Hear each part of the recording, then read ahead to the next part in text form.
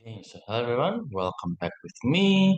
So in this video will be a bit different, ya sedikit berbeda ya di video ini. Jadi sebelumnya kalau dengan saya kita bisa membahas tentang writing, sekarang kita beralih ke pembahasan terkait dengan reading.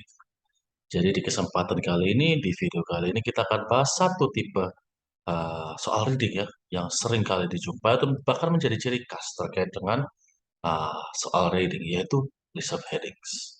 Apa sih list of headings? Bagaimana kita mengerjakannya? Strateginya gimana? Kita akan bahas di sini.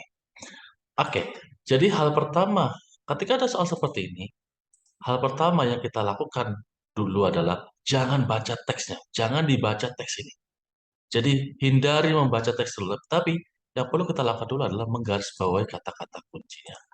Jadi misalnya kita garis bawahi, ini ada 9, kita garis bawahi dulu. Oh, ini predicting climate change. Relevance, little ice age today. Cities, climate change. Human, climate. How, past, determine. Growing need, weather records. Study, 1,000 years. People, respond, climate change. Food. Nah, jadi dengan kita garis bawahi kata-kata kunci tersebut, kita sudah ada bayangan lah kira-kira baca tentang apa. Nah, kalau kita di sini kan climate banyak yang muncul.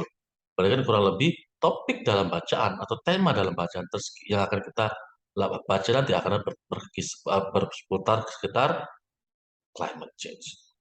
Nah, jadi nanti ketika kita menentukan atau mencocokkan list of headings juga dikatakan dengan topik ya. Ketika kita menunjukkan list of headings dengan paragrafnya, ya nanti kita akan bisa memprediksi. Karena kita ada gambaran kan berdasarkan tadi menganalisa kata-kata kuncinya itu tadi seperti itu. Oke, nah oke. Sekarang mungkin lebih gampangnya kita lihat contohnya dulu deh. Kenapa kok jawabannya ini paragraf A, kenapa jawaban 8, dan kenapa paragraf B jawabannya 5. Jadi kalau kita lihat di paragraf A, jawaban di sini ada 8. Apa? People have always responded to climate change. Ini kita lihat, tadi kan people respond climate change. Itu 3 kata kunci yang harus kita temukan di paragraf A. Jadi ketika kita menggarisbawahi kata-kata kunci tersebut, kata-kata kunci tersebut harus kita temukan di paragraf. Nah, strateginya untuk mengerjakan soal ini adalah kita baca kalimat pertama sama kalimat terakhirnya dulu. Kenapa? Karena biasanya pada umumnya topik itu akan diberi tunjukkan di kedua kalimat tersebut. Nah, oleh karena kita lihat kalimat pertama. Kita lihat. Oh, this book will provide a detailed explanation of the little ice and other climate change, but before I embark on, let me provide. Oke, di sini dia tujuannya menjelaskan konteks sejarah. Oke, kita lihat kalimat terakhirnya. Pada person climate change family disease often. Oh, dia menjelaskan bahwa akibat ya dari perubahan klimat seperti apa. Terus kita lihat tadi apa sih kata people respond climate change-nya ada, tapi kan respon sama people-nya nggak ada. Berarti otomatis kita harus cari kesamaan kata dari people dan kesamaan kata respon yang ada dalam teks. Nah, berarti otomatis kita lihat di tengahnya. Jadi yang perlu kita cari adalah kata-kata yang menunjukkan kesamaan meaning di tengah paragraf tersebut. Ingat, kita nggak perlu pahami ya, kita cari ada kesamaan kata. Tapi kan yang paling penting adalah yang paling penting di sini adalah respon. Jadi yang memiliki kata atau konotasi dengan semua respon itu mana?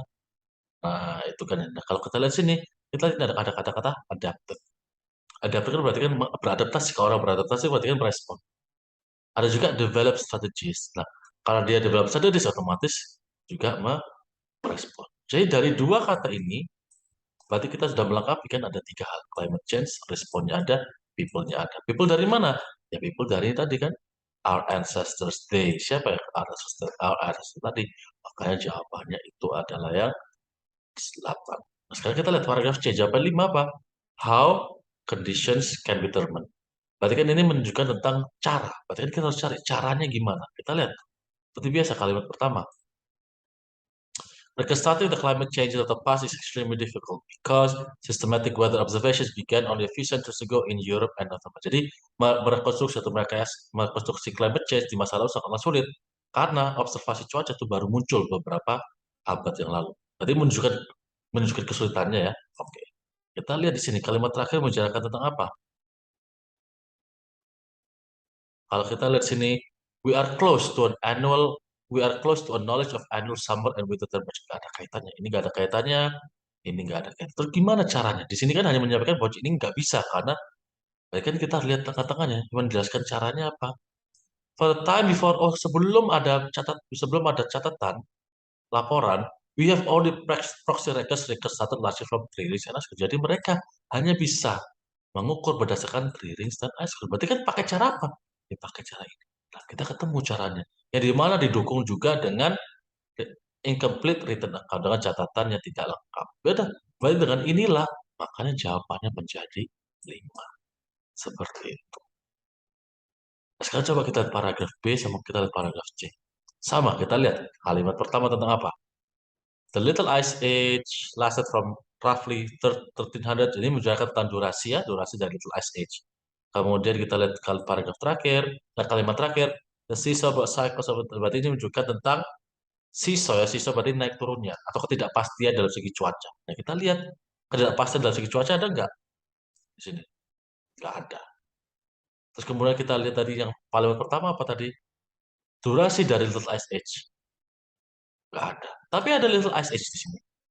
Berarti kita sudah menemukan kata kunci, berarti kita tinggal cari kata kunci yang lain yaitu relevant sama today. Jadi kita harus cari hubungan Little Ice Age dengan today itu apa? Ya kita cari kata-kata yang memiliki kesamaan meaning dari today. Kita coba lihat di sini tengah-tengahnya. Nah kita lihat current. Oh ini current kan sekarang. Oh ini modern world sekarang. Berarti coba kita lihat kalimat-kalimat itu. The climatic events of the Little Ice Age did modern lebih dari membantu membentuk dunia modern sekarang.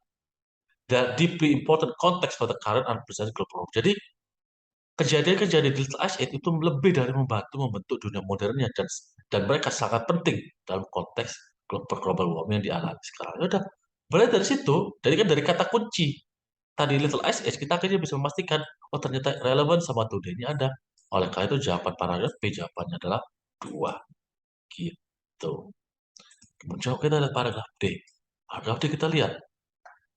Paragraf D. This book is a narrative history of climate change during the past 10 centuries. Oke.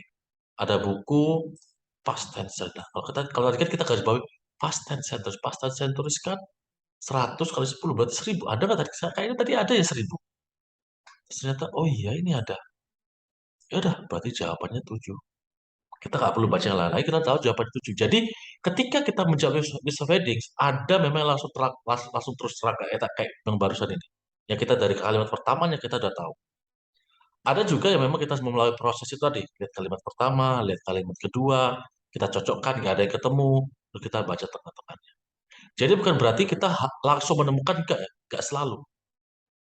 Dan ketika kita lihat para kalimat pertama sama kalimat terakhir, terus kita cocokkan dengan pilihannya, bukan bukan harus ada ya.